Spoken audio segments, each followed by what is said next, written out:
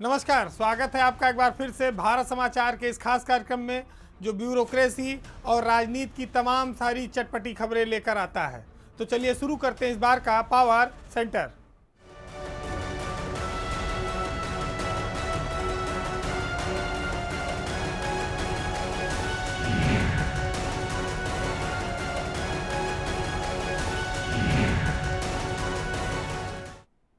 जब हम लोग छोटे थे तो पढ़ते थे कि जो चीज़ नहीं मिल पाती उसके लिए मुहावरा है कि अंगूर खट्टे हैं। कभी कभी ये लोग कहते हैं कि साहब मैं पके आम सा लटका हूँ, कोई ढीला भी मार देगा तो गिर जाएंगे।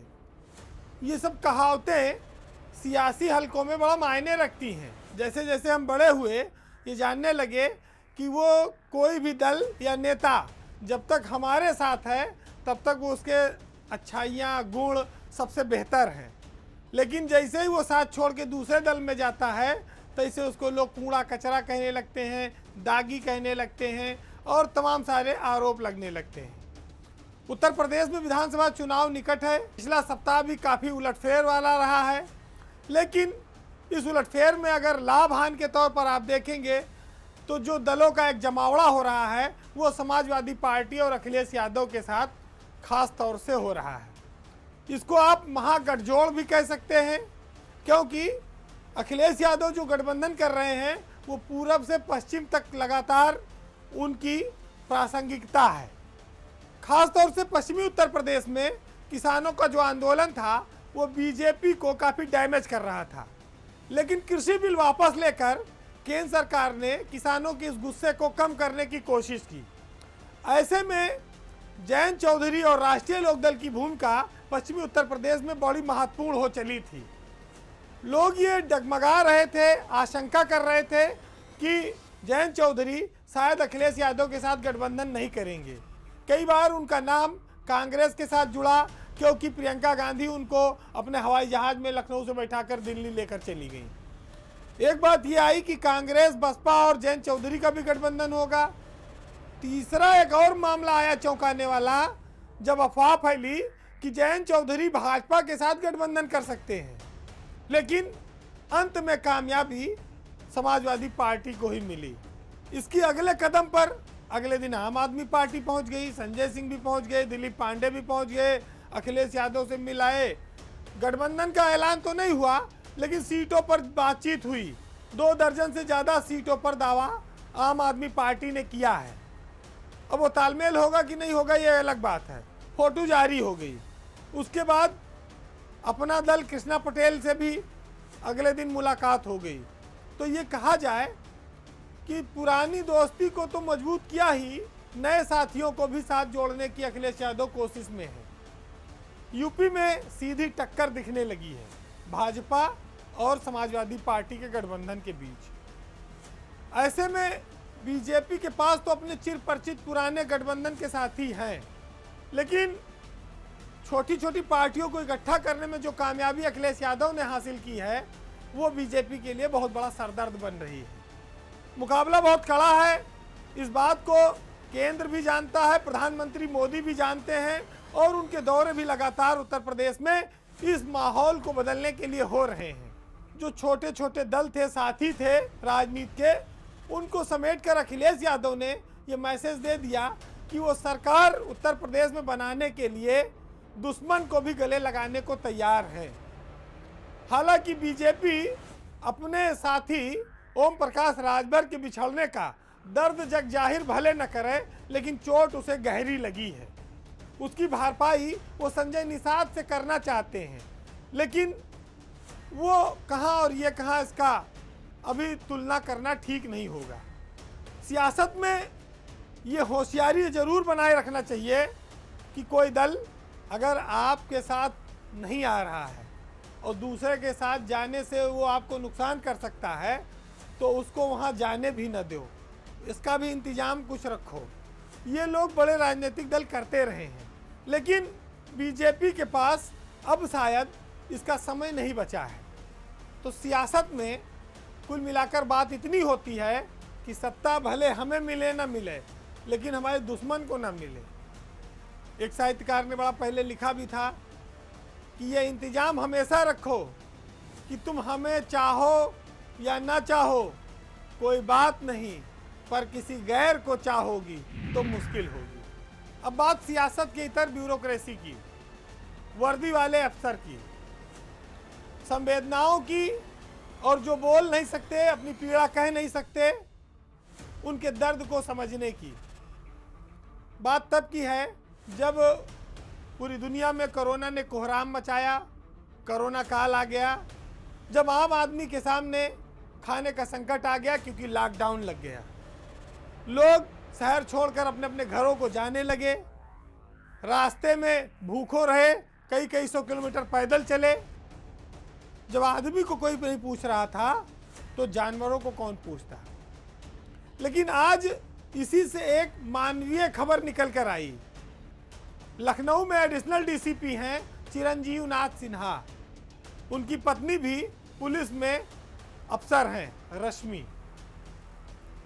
जब लोगों के सामने खाने का संकट था, वाहन नहीं चल रहे थे, रास्ते बंद थे, दुकानें बंद थी, बाजार बंद थे, ऐसे में इंसान को लोग भंडारा करके, लोग चंदा करके खाना खिला रहे थे, लेकिन जानवरों को पूछने वाला कोई नहीं था। ऐसा ही एक संकट लखनऊ के चिड़ियाघर में भी आया, जहां पर हजारों जानवर हैं।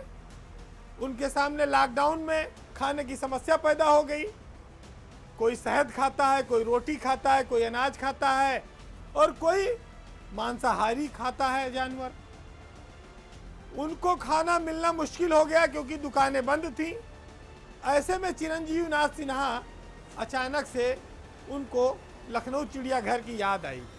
तो उन्होंने जब वहाँ पर जाकर देखा तो जानवरों की तकलीफ़ें बिना बोले उन्होंने समझी। और ये चमत्कार ही कहा जाएगा कि जिस लॉकडाउन में आदमी के खाने के लिए व्यवस्था नहीं हो रही थी, उस लॉकडाउन में यूपी पुलिस के एक अफसर ने, लखनऊ पुलिस के एक अफसर ने जानवरों के खाने की व्यवस्था शुरू कराई। छोटी सी रकम से 2-4-5 हज़ार की रकम से जू के जानवरों को, चिड़ियाघर के जानवरों को खाने की व्यवस्था शुरू कराई गई। एक मुहिम शुरू हुई और इस अफसर ने संकल्प लिया कि यहाँ के जानवरों को भूखों नहीं मरने देना है। लेकिन उस अफसर के सामने संकट ये था कि चलो कच्चा राशन मिल जाता है, फल मिल जाता है, पक्का खाना भी मिल जाएगा, लेकिन मीट की दुकानें बंद हैं। शेर, चीता, ये सब का क्या खाएंगे? घास खा नहीं सकते। तो चिरंजीव नाथ सिन्हा ने अपने प्रयासों से यहाँ पुलिस का थोड़ा रसूख भी काम आया और उन्होंने लखनऊ जू के जानवरों के लिए हर तरह के खाने की व्यवस्था शुरू कराई। कोरोना काल में संकट की घड़ी में एक पुलिस के अफसर द्वारा किए गए इस कार्य को लखनऊ जू के अफसरों ने शिद्दत से महसूस किया और उन्हें अपना ब्रांड एम्बेसडर घोषित कर दिया है। चिरंजीव नाथ सिन्हा वैसे तो बिहार के गया के रहने वाले हैं, लेकिन उनकी पत्नी भी यहाँ पर पीपीएस अफसर हैं, पर पुलिस अधीक्षक की भर्ती बोर्ड में है, रश्मि सिन्हा, और वो इलाहाबाद की रहने वाली हैं। जानवरों के प्रति उनके मन में दर्द है, लगाव है, वो उनके साथ क्रूएल्टी नहीं देख पाते हैं। तो ये एक इंसान किसी की बिना बोले अगर उसकी तकलीफ जानवर की समझ ले रहा है तो पुलिस में स्वाभाविक रूप से वो बढ़िया काम कर रहा होगा, इसमें तो कोई शक नहीं हो सकता। लेकिन बात आज चिड़ियाघर की है कि एक छोटे से पैसे से, छोटे से संकल्प से शुरू किया गया यह अभियान अब एक बड़ा रूप ले चुका है। सिन्हा कम से कम 2 दिन इतनी व्यस्तताओं के बावजूद लखनऊ के चिड़ियाघर में समय देते हैं। उनकी पत्नी भी देती हैं और वो कार्यक्रम भी कराते हैं। हर महीने एक बड़े कार्यक्रम में करीब 3 से 4 लाख रुपया इकट्ठा करके वो चिड़ियाघर के लोगों को दान भी करते हैं। अकेले से शुरू किया गया यह अभियान आज कारवां बन गया है। 100 से ज़्यादा लोग जानवरों को एडाप्शन के लिए आ चुके हैं। ये सब चिरंजीव नाथ सिन्हा के प्रयासों से हुआ है। तो पुलिस में सारे अफसर खाली वैसे नहीं होते हैं जो दिन भर माल बनाने की ओर देखते हो और गरीबों को परेशान करते हो, नाहक लोगों को जेल भेजते हो। पुलिस में कुछ ऐसे अफसर भी हैं जो इंसान के साथ साथ जानवर की भी स्थिति को समझते हैं, उनकी सेवा कर रहे हैं। उनके इस काम को अंतर्राष्ट्रीय स्तर पर भी मान्यता मिली है और उनको ब्रांड एम्बेसडर लखनऊ चिड़ियाघर के साथ साथ पेटा इंडिया द्वारा हीरो ऑफ इंडिया अवार्ड दिया गया है जानवरों के लिए काम करने के लिए। जो लोग बोल नहीं सकते उनकी भावनाओं में बहुत दुआएं छिपी होती हैं। तो कुछ लोग पैसा कमाते हैं, कुछ लोग दुआ कमाते हैं। उत्तर प्रदेश में जब सियासत की बात आती है तो हाथी का भी नाम अपने आप आता है, क्योंकि एक बड़ा राजनीतिक दल है, उनका चुनाव चिन्ह है हाथी। हालांकि हाथी के बारे में बहुत आपने सुना होगा कि भाई हाथी के दांत दिखाने की कुछ और, खाने की कुछ और, हाथी निकल गई, पूंछ रह गई, तमाम सारी बातें आती हैं। मायावती की पार्टी में आजकल दर्द भरे नगमे, ये जो संगीत है ये काफ़ी प्रमुखता से बज रहा है।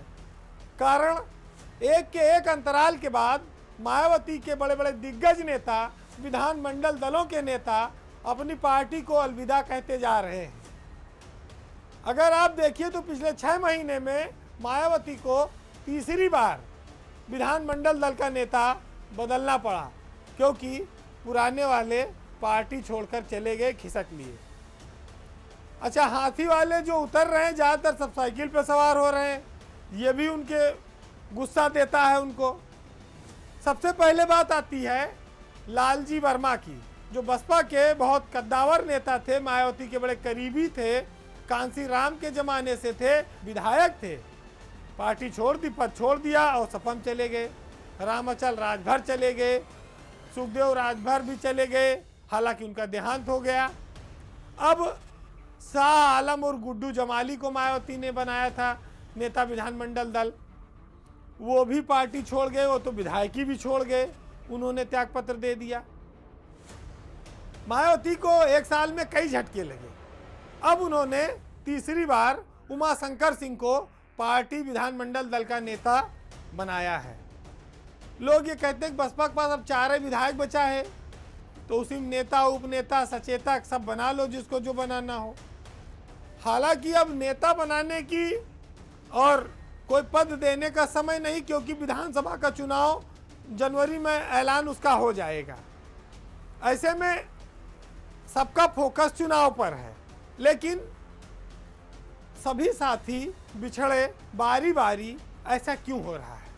उत्तर प्रदेश की सियासत में मायावती की पार्टी का 2012 के बाद जो डाउनफॉल शुरू हुआ, पराभव शुरू हुआ, उससे पार्टी आज तक उबर नहीं पा रही है। सीटों की संख्या विधानसभा में लगातार घटती गई।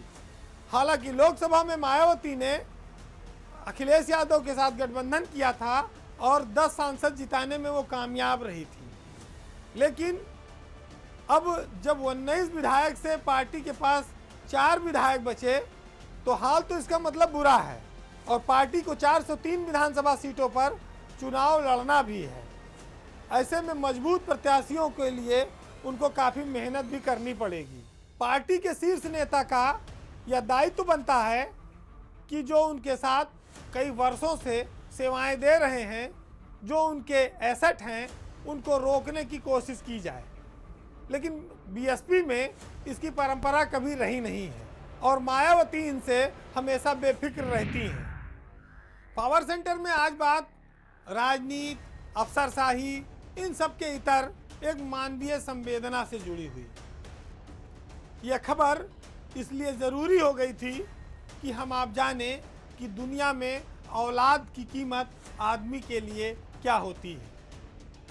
कहते हैं कि संतान से बड़ी कोई चीज़ इस संसार में माँ बाप के लिए हो नहीं सकती, लेकिन जब औलाद दुख में हो, पीड़ा में हो, तो उस माँ बाप पर क्या गुजरती होगी, इसका अंदाज़ा आज इस खबर से आप लगाइए।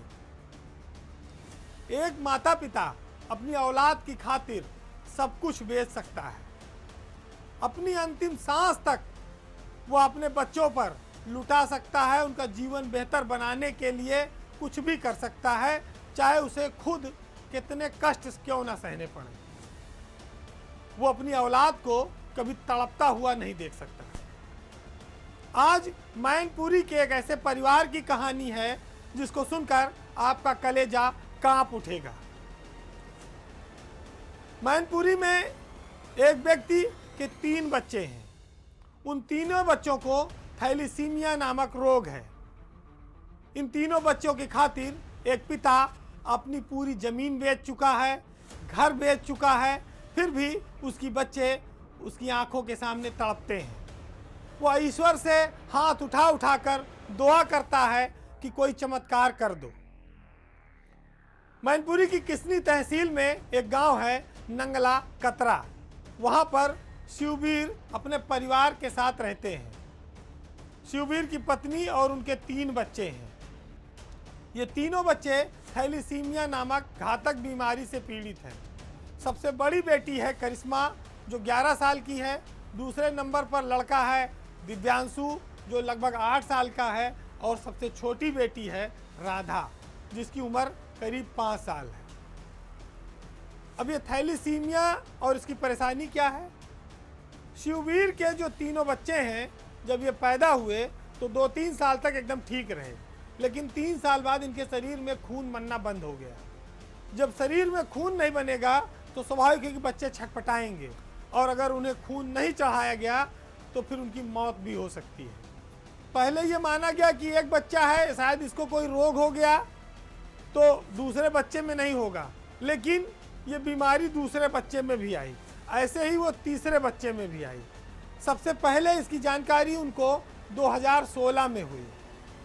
माँ बाप के ऊपर पहाड़ टूट गया। शिवबीर ने हिम्मत नहीं हारी।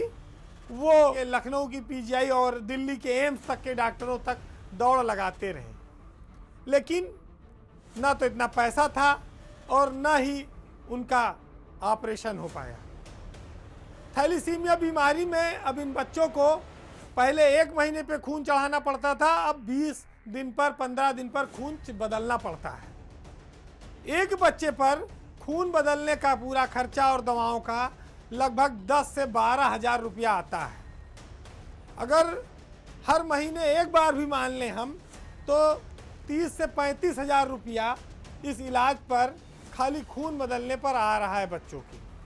कितने लोगों के आगे माँ बाप हाथ फैलाएं, जहाँ जाते हैं वहाँ हाथ फैलाते हैं, भीख मांगते हैं, नेताओं के सामने गिड़गिड़ाते हैं, अफसरों के पैर पकड़कर रोते हैं कि हमारे बच्चों को बचा लीजिए।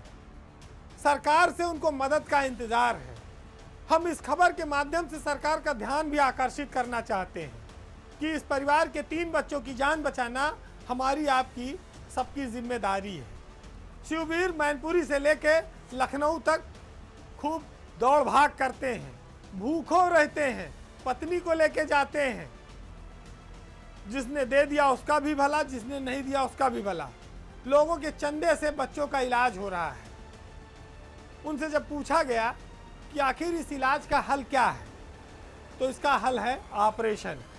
और वो ऑपरेशन ये है कि जब बोन मैरो का ट्रांसप्लांट हो उसके बाद से खून चढ़ाने की ज़रूरत नहीं पड़ेगी। बोन मैरो ट्रांसप्लांट का खर्चा एक बच्चे पर 28 से 30 लाख रुपया आएगा। ऐसे में अगर 3 बच्चों का बोन मैरो ट्रांसप्लांट हो तो करीब 1 करोड़ रुपए की ज़रूरत होगी।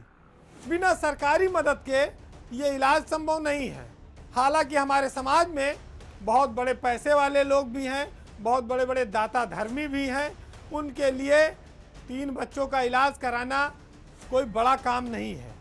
जिस देश में भंडारे के नाम पर, मंदिर मस्जिद के नाम पर करोड़ों अरबों रुपए का चंदा इकट्ठा हो सकता है, वहाँ इंसानियत के नाम पर 1 करोड़ रुपया इकट्ठा करना कोई बहुत बड़ी बात नहीं है। जो लोग आज इसे देख रहे हैं, सुन रहे हैं, जिनके अपने बच्चे हैं, वो देखें कि एक माँ बाप की आस टूटने ना पावे। उनके हाथ लोगों के सामने फैलाते फैलाते वो थक चुके हैं, लेकिन जब तक ईश्वर है तब तक आस है। इसलिए कोई ना कोई, किसी न किसी को इसकी पहल करनी होगी, आगे आना होगा। तो कुल मिलाकर ये कि हम जिस समाज में रहते हैं वहाँ आसपास की चीज़ें, घटनाएं हमको प्रभावित करती हैं। हम समाज से बहुत सारी चीज़ें लेते हैं, कमाते हैं, धूप, पानी, हवा, सब कुछ ईश्वर ने हमें मुफ्त दी है। हमारा भी फर्ज है कि हम एक इंसान के रूप में अगर संपन्न हैं, ऊंचाई पर हैं, तो अपने समाज में ऐसे लोगों के लिए कुछ करें। बहरहाल इस बार के पावर सेंटर में इतना ही। अगले सप्ताह आपसे फिर मुलाकात होगी, तब तक के लिए नमस्कार।